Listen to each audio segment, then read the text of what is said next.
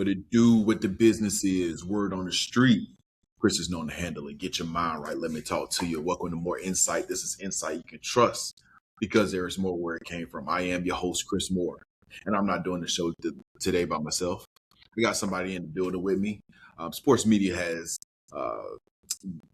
typically had a pretty defined path. You start in the newsroom and you work your way up, start in the radio station, work your way up, or just networking. Eventually somebody got you a microphone. But now sometimes you can just grab the microphone and the camera and you start yourself, such as me. My guest today knows both sides of the world, though.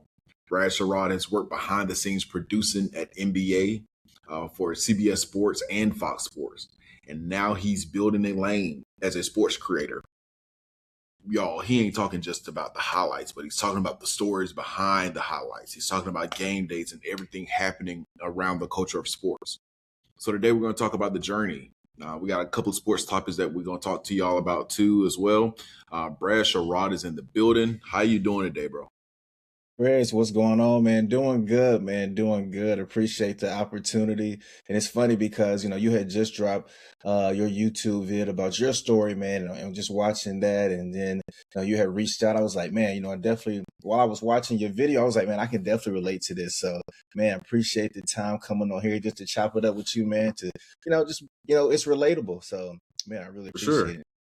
Absolutely, man. That's what we're here for. And being that you said that our stories relate, how do our stories relate? How did this sports story of yours come to be? Yeah, I feel like, man, my sports story, comes with, there were open doors and there were closed doors. When doors closed, you kind of had to reroute. And instead of going back to what you're used to, you kind of had to create your own lane, right? Create, the way that you're going to go.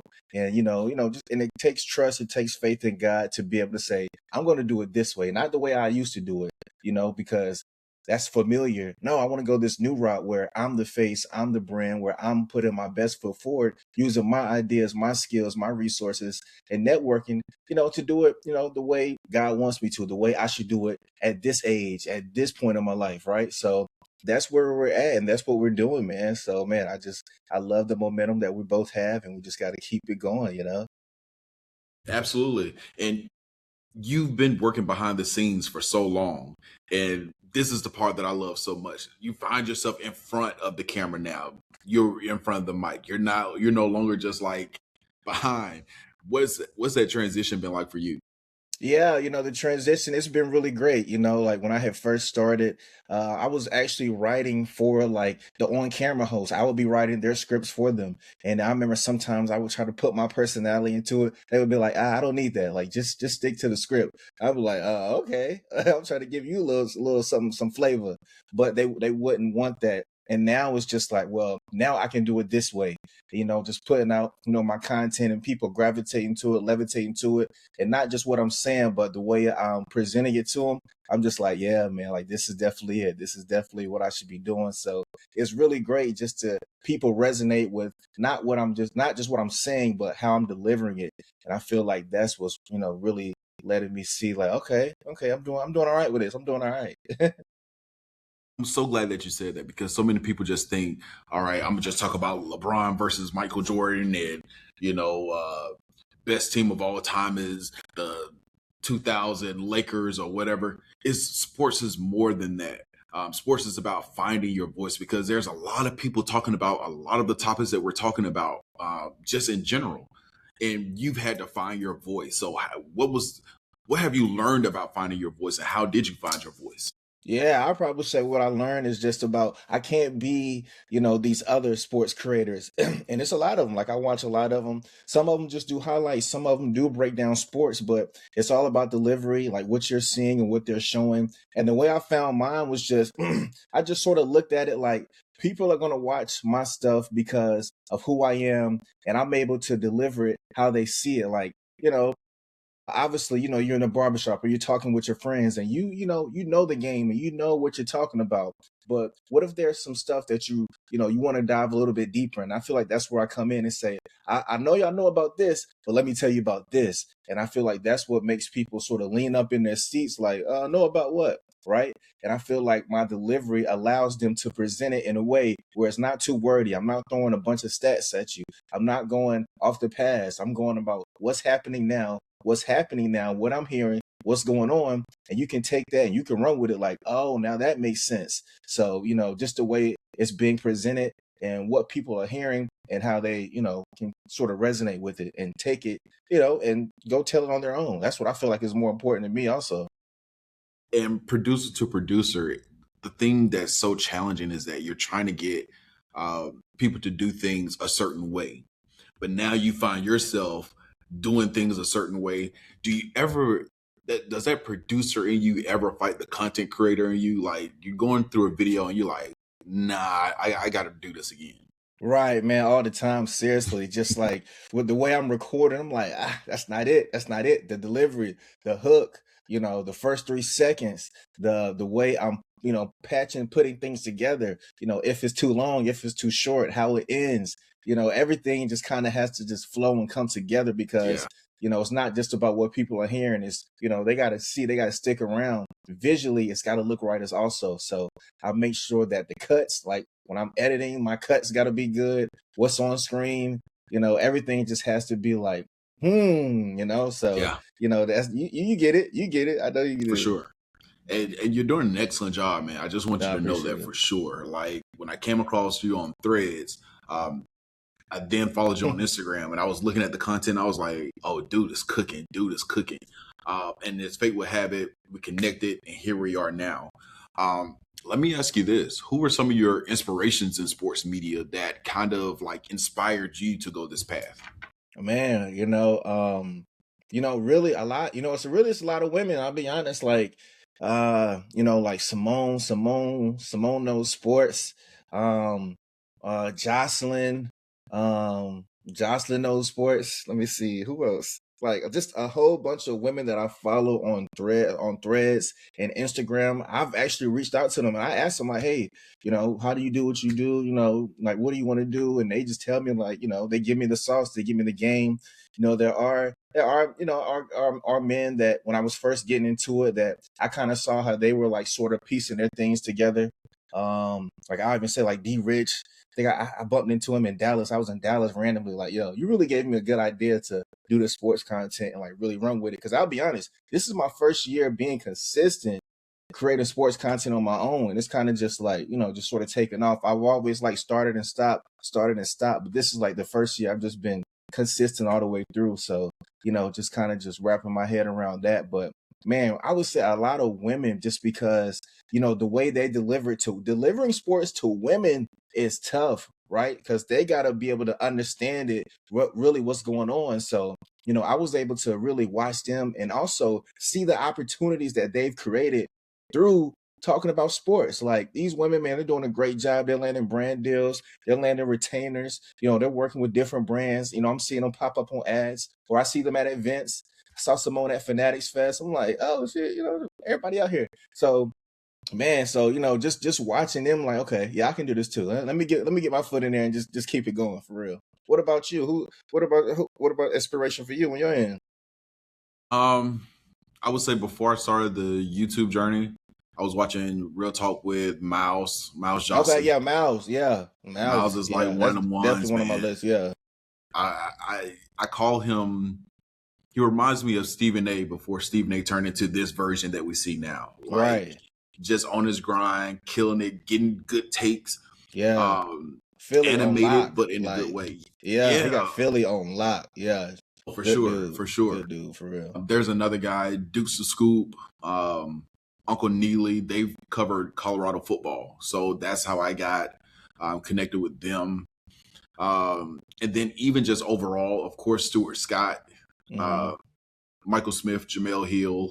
Yeah, definitely them. Speaking of no sports, Tarika Foster Bradsby, who covers the WNBA, she knows Yeah. sports. Hmm. Nat Fluential, like a lot of women have, a lot of women have given me the idea and the inspiration as well to get into this sports media lane. And it's been a tough journey, but the tough journey, there's so much joy in it, man. Just because you get those little reminders, those pockets of joy that's like, okay, you're doing some good things. Like I'll post something and it'll do numbers that I didn't expect. It'll Mm-hmm. get engagement that I didn't expect. And it's what I've always wanted to do, but I just didn't know how to do it Right. because I didn't graduate college.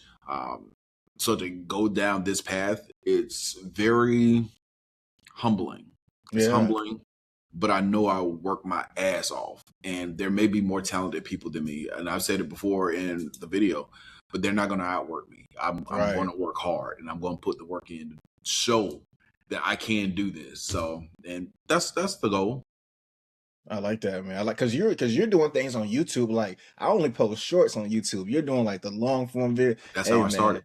Yeah, shout out to you because I've tried that a couple times. I was like, I don't know, but I'm So gonna try to get back at it. But give me some advice. Like, what really got you into the YouTube lane? Just knowing. So one thing, I was just like, I need people to talk to because I like to bounce ideas. Of course, you get that natural conversation, but there were like points where, all right, if I want to talk about this, I don't have anybody I can just pull up and just be like, hey, jump on live real quick or jump on Riverside real quick to film this with me. I just had to figure it out on my own. So I said, you know what? I got a church background, so I'm not going to be like a Kojic preacher and preach 30, 45 minutes.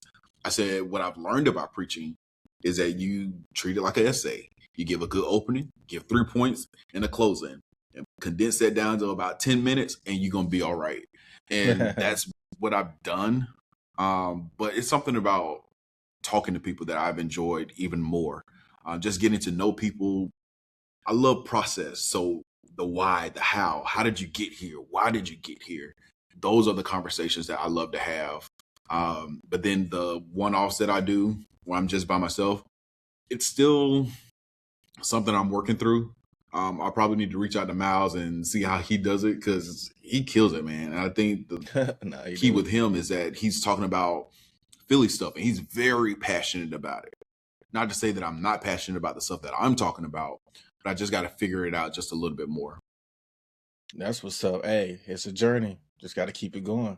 There you And go. especially right now, especially right now in the sports lane where it's kind of like they call it the dead zone, right? WNBA is about to take a break.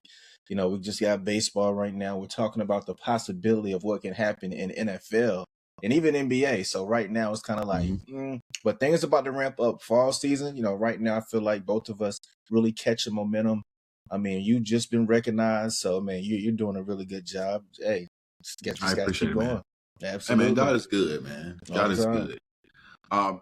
Because you have a former producer background, that lets me know that you have an idea of how things work, how things should go. The way things have been going in Cleveland have not been one. Cleveland fans are pissed off. Shedeur fans are pissed off.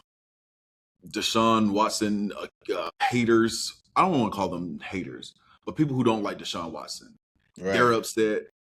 Everybody's just upset about this whole Cleveland Brown decision. I want you to know, or I want to ask you, did Cleveland make the right decision by having Deshaun Watson as a starting quarterback? I'll be honest. At first, so there are two things. Here's what people have to understand, right? Coming into the season, right? Deshaun Watson, he hasn't played, right? Hasn't played. But where Cleveland messed up is they gave him a whole bunch of guaranteed money. Deshaun Watson comes into the season making $40 million, whether he plays or not, whether he's QB1 or QB2 or not, he's making $40 million. So if you're the owner of the team, you're paying a guy $40 million. You're like, we're going to have to get something out of him. But here's the thing that people are missing, though. The first couple of games for Cleveland, they're actually on the road. So what I think might can happen is that Deshaun Watson can start these first couple games, and then as soon as they go back home, I feel like Shedeur is going to start. I just don't see you putting Deshaun Watson in front of this home crowd because what I've been saying is, how do you market a starting quarterback that your fans don't like? He's You can't do it. you can't. They were putting Shedeur Sanders on like pregame like tickets and flyers. They were putting Shedeur Sanders. They didn't even know he was starting. So it's like, how are you going to put Deshaun Watson now all over the social media posts and all this and that like you should just starting quarterback? Can't really do it. I don't see how they do it. I see Shedeur starting. very soon. What about you? What you think about it? Cleveland Browns. Let me start off with this. Organizations matter because there's structure involved with good organizations. Cleveland Browns don't have a history of being a good organization. Uh, I didn't like the Shedeur pick when they drafted him. Mhm. Already drafted Dylan Gabriel at that point in the third round.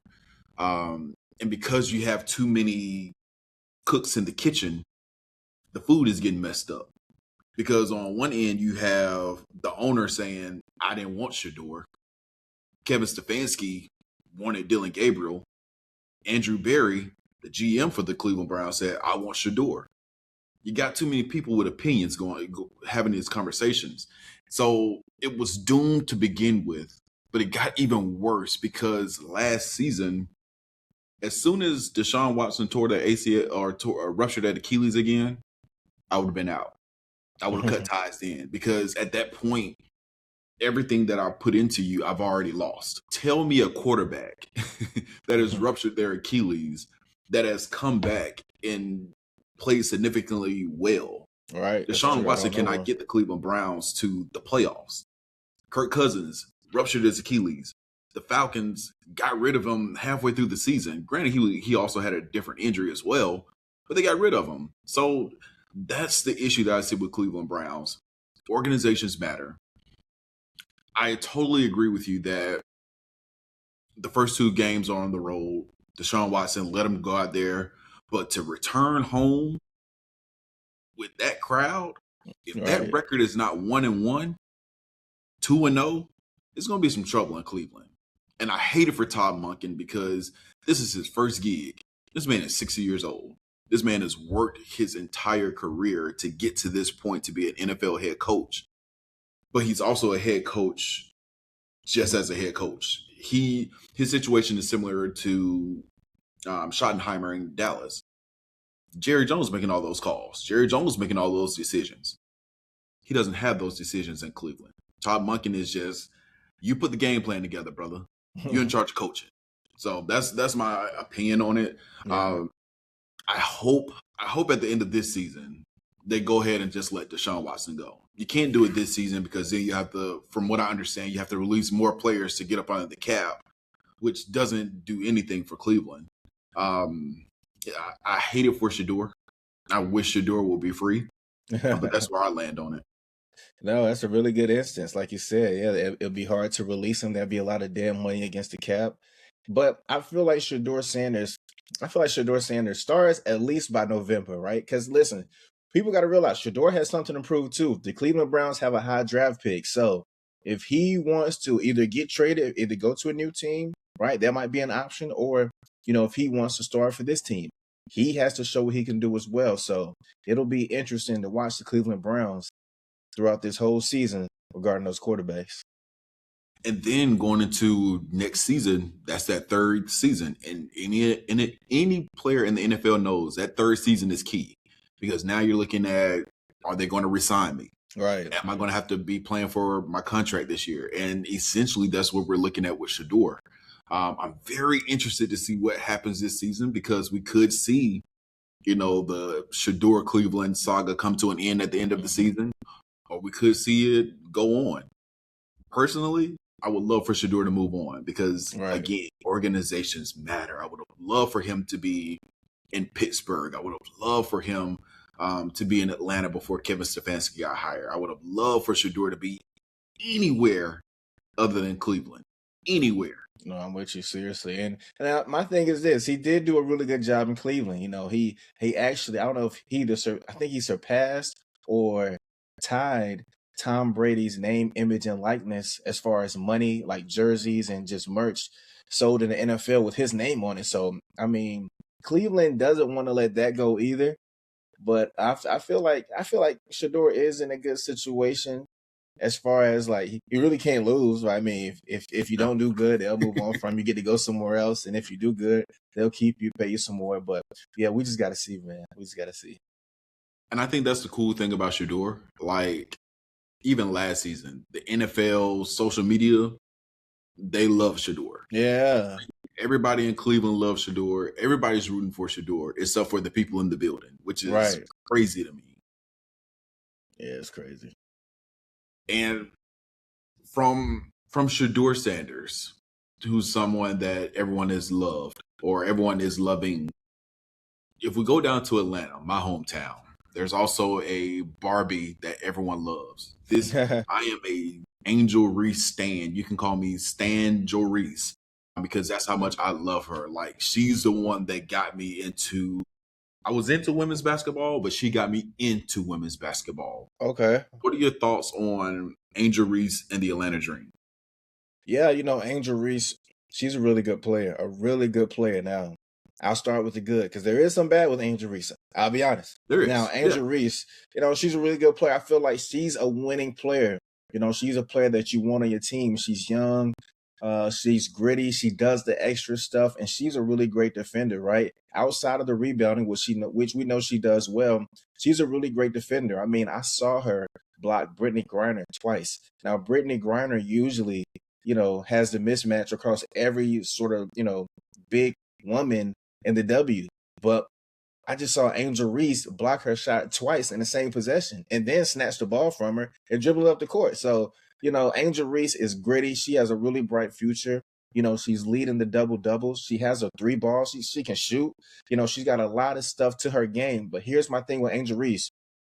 We got to see her do some work in the offseason because, yes, yes, we know she can rebound, but when it comes to scoring, we see Angel Reese miss the easiest shots on a daily. We've seen games where the Atlanta Dream have lost because she just can't make those shots underneath. Now, granted, she'll get the rebound, she'll try again, maybe get the rebound again, but it's still a miss. Like, we need those shots to go in. So, what we need to see from Angel Reese, moving forward, she needs a reliable post move that she can go to, just like how Leah yes, Boston has it, how Nafisa Collier has it, how Asia Wilson has it, right? If she wants to sort of step into that conversation of the elite bigs in the W, she needs to be able to be more efficient on the offensive end. And I think it starts with her having a reliable post move because she doesn't have that yet. Clearly, she doesn't okay. have it. And when it comes to Atlanta Dream, listen, they're my sneaky team to win the championship. Listen, I feel like they have one of the best big threes in the W right now. Especially with the Aces. The Aces, they're kind of hurt. They got to rely on that big three to play all those minutes. Whereas Atlanta, they can spread their big three around. Alicia Gray is playing great ball. Angel Reese is doing what she's doing. Jordan Canada is the point guard that the Atlanta Dream needs. But my thing, the Yes. biggest wild card for me, and I just said this, is going to be Ron Howard. Look, if you're an Atlanta Dream fan, you need to make sure you watch Ron Howard every game because if Ron Yes. Howard is scoring and she's making the threes, if she's doing what she's got to do, if she's even rebounding, because she can rebound on the low, if she's even doing that, okay, this Dream team is going to go far. But if she's not hitting those shots, or if you're only getting production from Alicia Gray and not Ron Howard, then I don't know how far this team's going to go. So I like the Dream. I like Angel Reese, and I think they could win the championship. But the biggest wild card is going to be Ron Howard for me. Let me ask you this. When I look at the Atlanta Dream, I see a little bit of the Boston Celtics. And what do I mean? I feel like Alicia Gray, Ryan Howard are like Jason Tatum and Jalen Mm-hmm. Brown. That's right. What do you think about that assessment? Yeah, I feel like they're definitely like, Boston Celtics. I definitely feel like, Ron Howard is more so she's more so Jalen Brown, Alicia Gray's more so Jason Tatum. And guess what? They also have the Boston Celtics weakness where they shoot way too many threes. They will fall in love with the three ball. And if that three ball is not hitting, then it's just, it might be a wrap, right? Especially for Ron Howard, because Ron Howard is shooting that three ball 99% of the time. So if she's not hitting that, then it could be raps. But, I really love the pace they play with, and they're a great duo. They really are. But my thing is, unlike the actual Boston Celtics, Atlanta Dream team need Ron Howard to really, really make shots in order to go forward because I just feel like Alicia Gray, she's been so consistent. So I can't even point the finger or even look at her. Just like how Tatum's been consistent. I feel like it's gonna be on that Ron Howard side to really tap into that Jalen Brown of last year and really go on a run in order for them to go far. What about you? What you think? I agree 1000% with you. I love what the Atlanta Dream have done this season. It's been up and down. It's been a roller coaster over season for sure. But when the Atlanta Dream was down, it was down. Like it was bad. It was just bad basketball. But of course, that's what happens when you have a season. The NBA is a game full of runs, just like the season is full of runs. I would say the Valkyries, man, they came out of nowhere. They did. They've been consistent since they've been in the league, but I also attribute their emergence in the W this season to the Aces. And by that, I just mean the injuries have caught up to the Aces. I'm also looking at Jewel Lloyd, who at one point was a 20-point scorer, right? Who's now down to like 8 points a game. And it's just like, you have Asia, you have Chelsea. Like, I need that third person to like really step up and like be a support. Like, yeah, complete the team. This is an incomplete team as well as Asia has played this season. And I'm still not gonna bet against Asia until I see it. But this team is just hard to root for because they're missing a piece.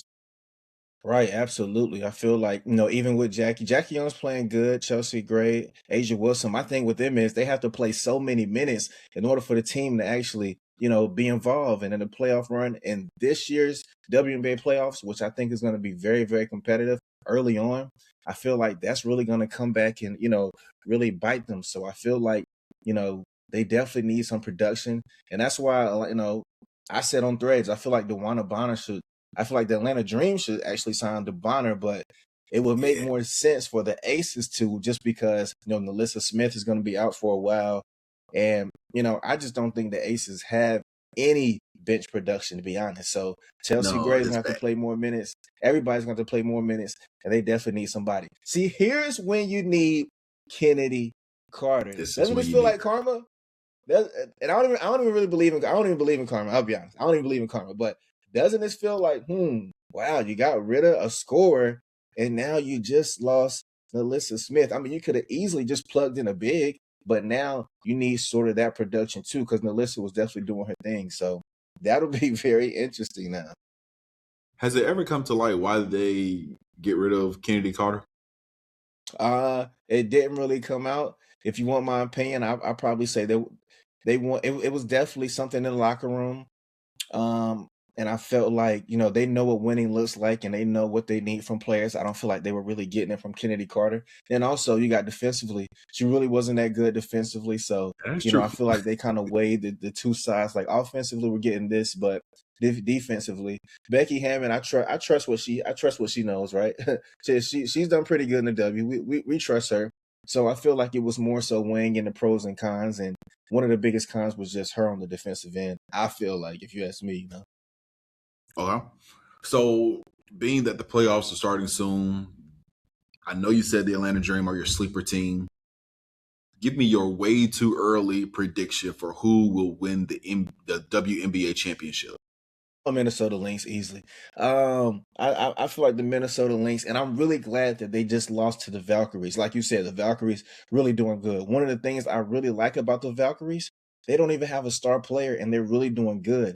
And my favorite thing about them is if you play them at home, you're probably gonna lose. They really don't lose at home. Shout out that San Fran crowd, but they really do not lose at home. But if you were to ask me, I would definitely say the Minnesota Lynx. I feel like they got the complete pieces. I feel like they got the head coach and Shedeur Reese, and they got the veteran leadership. They got a star player, 2 star players now.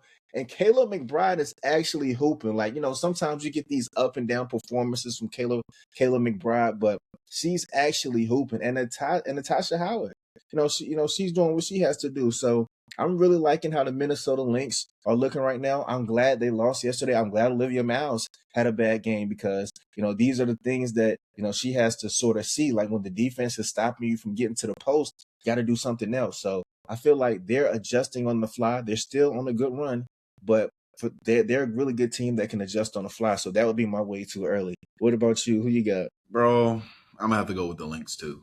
I just don't see anybody coming close to stopping them. If you if you beat the Lynx, it's because you've outworked them. But the thing with them, I just don't see how you outwork them with all their pieces, man. Like you Right. can't just lock in on one player. And I think the best thing about Nafisa is that she actually was injured half of the season. So now Mm-hmm. she's coming in. She's got fresh legs. She's still adjusting. I Mm-hmm. don't see this being like a Jason Tatum situation where Jason Tatum came in before the playoffs and basically, to me, ruined the chemistry of what the Celtics were doing all Right. season. Nafisa is just they're just gonna she's gonna get the ball. Olivia Miles gonna Mm-hmm. do her thing, and the team just works. It gels. I just don't see anybody with the firepower to beat them. Um, I just don't see it.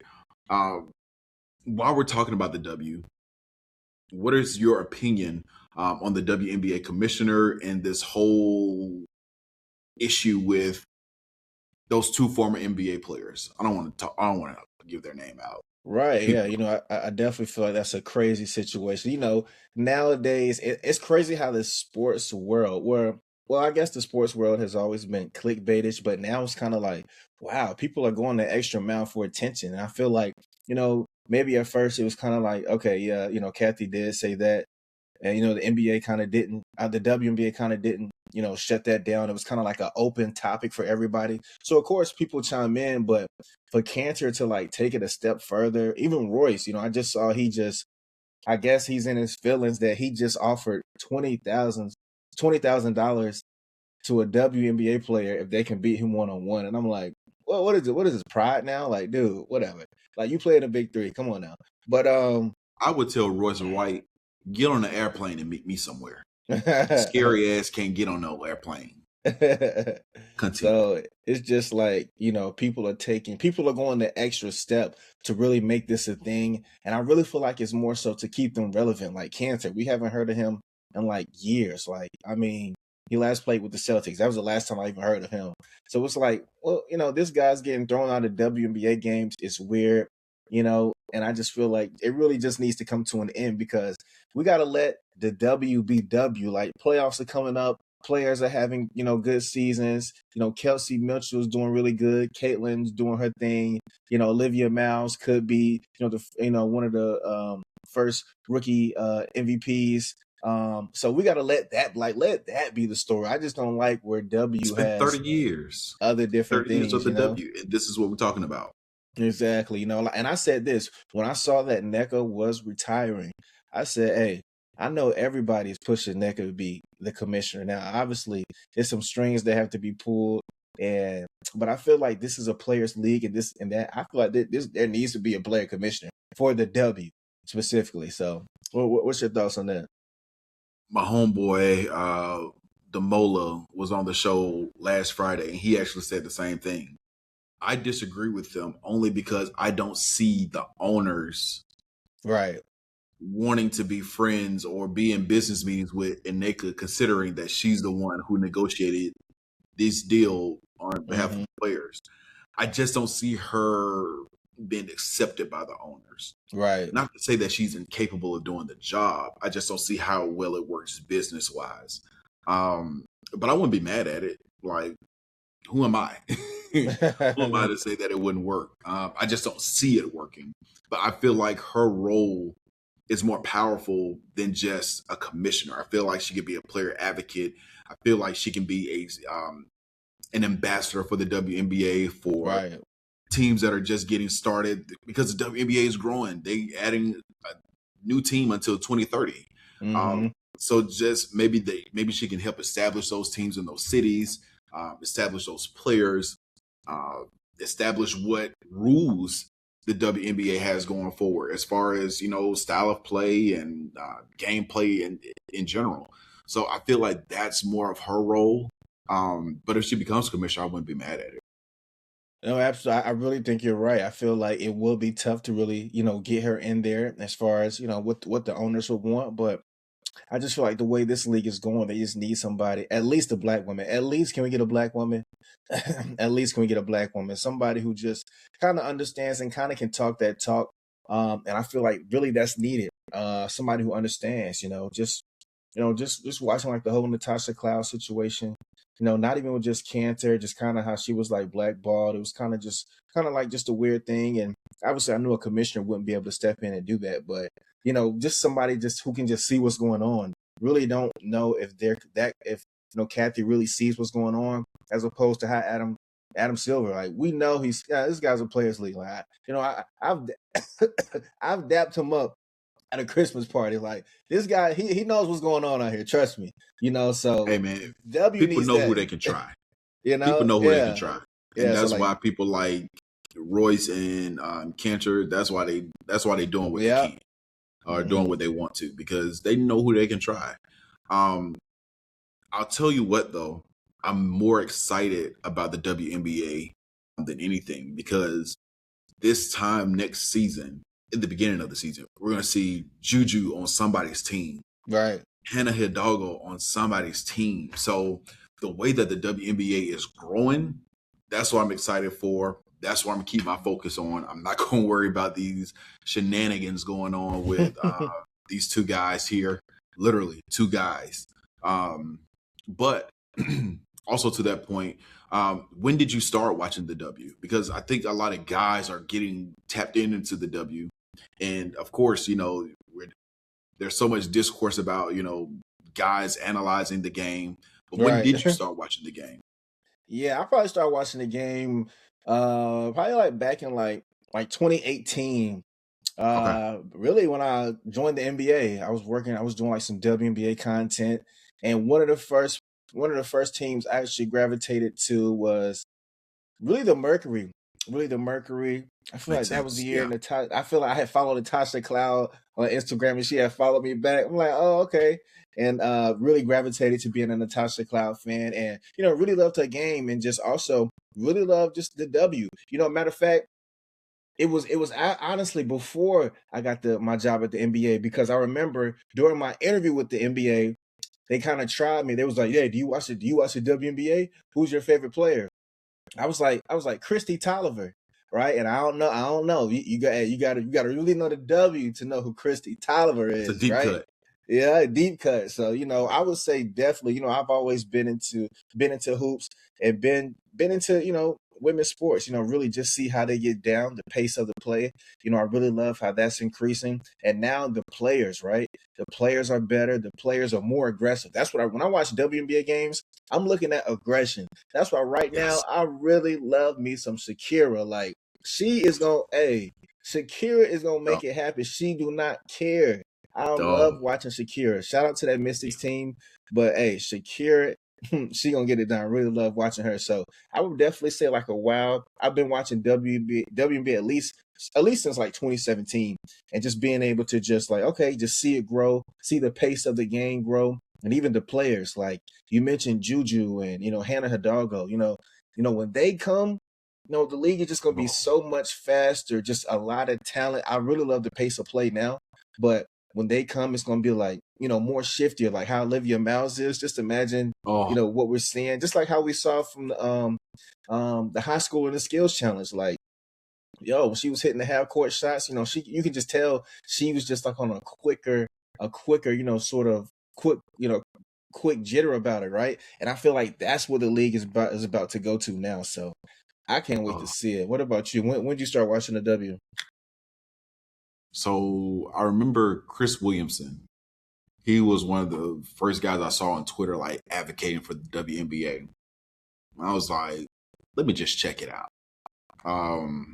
And I would say that combined with uh, the NCAA tournament when Angel was playing at LSU, um, I would even say, who's at South Carolina at that time? It was somebody on South Carolina. I can't remember who it was. But I kind of like got pulled in then. It was more college that pulled me in, and then I went to the WNBA. So my first WNBA game that I sat and watched the entire game was Fever versus Sun. And Mm, that's when I found my WNBA crush, and that is Dejanay Carrington. okay. I love me some Dejanay. And I fell in love with Dejanay's game during that game. Like I became a Dejanay fan. Like I was like, this girl is locking chicks up. Like, and then to see her go on that season and win like most improved player, I was just Yeah. like, that kind of stuff makes me a fan. I love stories. I love rooting for people who, just have that come up. Neither here nor there. One of my favorite things to do is when I play Madden or even Okay. college football, I go Okay. dynasty mode. So my thing is I like to take those players who 67, build them up to be like superstars. There So we go. to see Dejanay on that trail, to see her on that rise, I was just happy that I tapped in. That's what's up. Yeah, that's what's up. And even since then, the league has grown, and it's really great to see.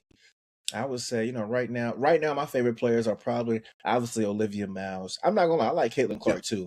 And it's crazy Yeah. how people love comparing them. I'm like, please stop. And it's like I don't really take sides because I love what Olivia Miles is doing. But when it comes to Caitlin Clark, we gotta understand, y'all. She's what, top 3 in triple double. She got a triple double within her first 20 plus games in the W. Do you know how hard it is to get a triple double? And she's like third. She's like third in league history in triple doubles. So it's just like she's really doing her thing. She's really doing her thing. And it's really great to see. Like, I love that the W does have opposition with different players, right? I feel like everybody can't be like, right? It kind of has that For NBA sure. that NBA sort of perception to it. Like, everybody can't be like. So I kind of like that she does play the villain role. So man, She I plays love it where the really W's well. at. Yeah. She's an expert in it. I will say this. 2 things can be true. You cannot like Caitlin Clark, but you can't deny her game. And I Right. know her game is a topic of conversation. I saw somebody post that if you're going to talk to me about Caitlin Clark leading the league in assists, also talk to me about her leading the league in turnovers. Yeah. Running away with that, right? Fair. I'll give you that. But at the end of the day, one thing I'll never take away from Caitlin Clark is that she is one of the reasons that a lot of people have tapped into WNBA basketball. One of the reasons, because I refuse to say that Angel Reese is not a part of that. Angel Reese is a major part of that as well. Oh, she definitely is. She definitely is. And I got assassinated and crucified on Threads for saying this. I believe it already. They don't play. Man, I said the best part about Caitlin Clark coming to the WNBA is that people can finally see how good Kelsey Mitchell is.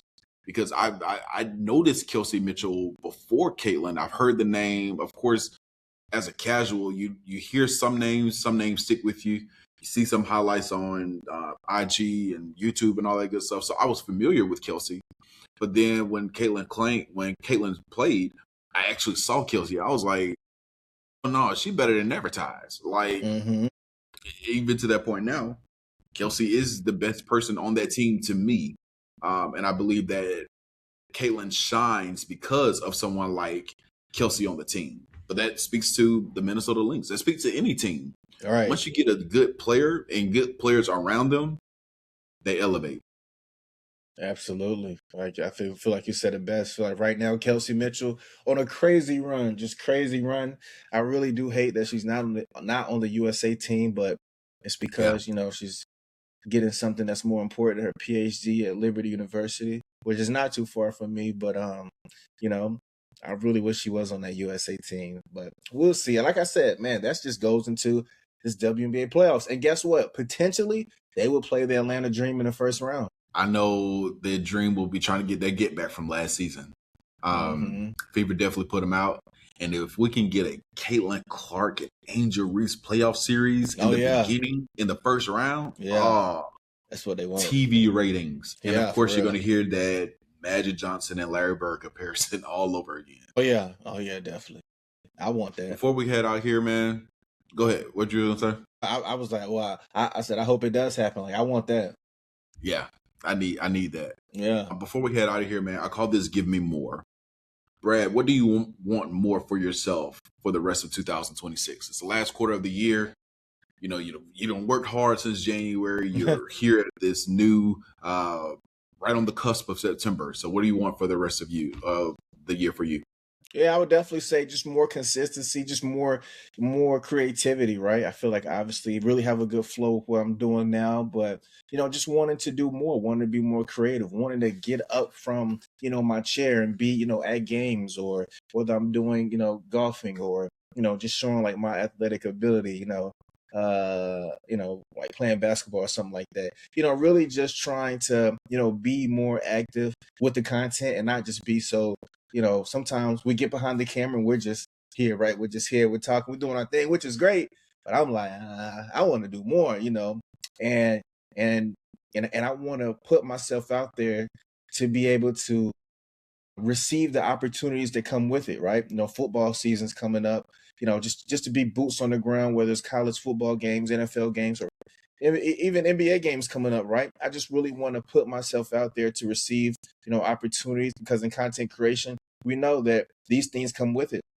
And it's not the end all be all. It's not why we do it, but it's another way to just get our names, get ourselves, and get the people who watch us out there and to see us in different aspects in the sports world. So It's good to have a goal. good to have a goal, so I'm all about creativity, consistency, and just put myself out there more, and able to receive different opportunities, throughout sports and the content creation world. What about you?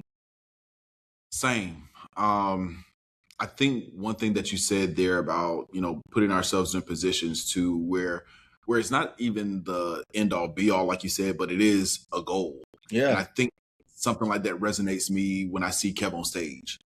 I remember Kev on stage when he was doing, you know, short skits with the playmakers on YouTube, and now he's all over the place. He's doing comedy tours. He's doing movies. He's the Tyler Perry of Tubi, creator deal, and all that good stuff. So that's how I kind of like see it. Um, my dream is to one day work the Super Bowl as a content creator. Okay. Whether it's on Radio Row or something. Like, I'm not the one that creates the reels and shows you that I'm going to the events and all that good stuff, because I like to do the other side of the work. Much love and respect to everyone who does create that type of content, but I ain't really got time for all that. Like, my mind is like on other stuff. So shouts out to them who do that. But I really do want to work the NBA, the NFL Super Bowl. I got to get you back on to talk about golf one day, because I don't know why, but I did start a golf podcast. Oh, you did? Okay. Got a golf podcast, up to par, and That's basically good. it's my gift back to the game of golf. I ain't gonna be on nobody's PGA tour, but if I can avail myself and open up doors for other people, I have them talk about why they got into golf. And these aren't just golfers; these are people who just happen to play golf. Mm-hmm. I talk to anybody I can about golf that it makes sense. Yeah. Of course, I want to grow the game. I want to see. I want to see a pipeline of Tiger Yeah. Woods. I don't want Right. to see just the next Tiger Woods. I want to see a pipeline of those in golf. So that's why I have that going. Just being consistent, just being focused, availing myself to more opportunities. Right. I tell you what, I do want some more of. I do want more people to answer my emails and my DMs when I'm sending them messages about being on the show. Instead of being left on red, but it'll come. It'll come. Yeah, it'll definitely come. Keep going. Like I Absolutely. said, right now, fall, fall is about to unlock a lot of things. And because we've, put in the motivation, put in the efforts, already got that head start in, it's just gonna come like clockwork now. And I speak that over you, over myself, and over anybody who's listening. So, let's keep it going. Absolutely, man. Same. Can you let the people know where they can keep up with you and follow you on your journey? Absolutely. You can follow me on Instagram at Brad J. Sherrod. You can follow me on TikTok, Channel Brad Clips, or you can even follow me on YouTube at Channel Brad, CHANNEL, Brad. I want to tell everybody this before we get out of here. The easiest thing you can do when you see somebody's video is just hit the like button. It's so easy. Y'all be liking all this stuff on Shade Room, the spiritual word, Hollywood Unlocked. just like our content, okay? Because when you give us a like, it pushes it out through the algorithm anymore. Right. It's the algorithm versus everybody.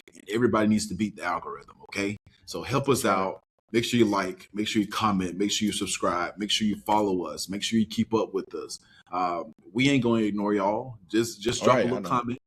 It can be good job, just as simple as that. So make sure y'all lock in with us. Like I said, comment, like, subscribe, all those good things, and we'll see y'all next time. I am your host, Chris Moore. This has been my guest today, Brad Sherrod. Make sure y'all look out for him, and we'll see y'all next time.